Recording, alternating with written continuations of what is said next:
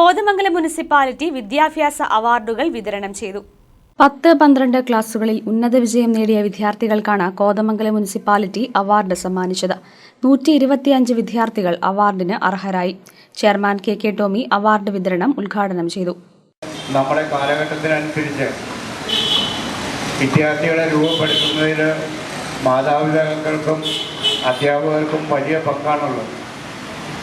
നമ്മുടെ ഇന്നത്തെ ആധുനിക ലോകത്തിൽ, മത്സരാധിഷ്ഠിത ലോകത്തിൽ നമുക്ക് മുന്നേറുന്നതിന് വേണ്ടിയിട്ട് ഏറ്റവും അടിസ്ഥാനമായിട്ട് വേണ്ടത് യുക്തിചിന്തയും ശാസ്ത്രബോധവുമാണ്.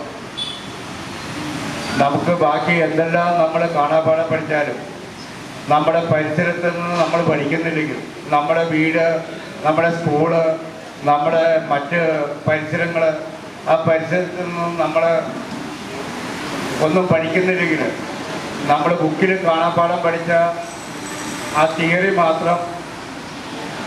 തിയറിയും കൊണ്ട് മാത്രം നമുക്ക് മുമ്പോട്ട് പോകാൻ ഇനിയുള്ള കാലഘട്ടത്തിൽ കഴിയില്ല.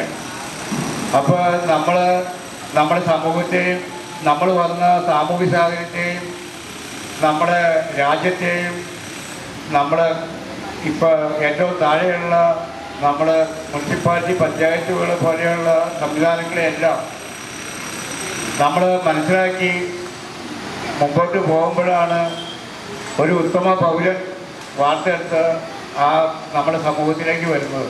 വിദ്യാഭ്യാസ standing committee chairman advocate Jose Varghese അധ്യക്ഷത വഹിച്ചു. Sindhu Ganesan, K A Naushad, K V Thomas, Ramya Vinod, Binsi Thankachan, A G George, Sijo Varghese തുടങ്ങിയവർ പ്രസംഗിച്ചു.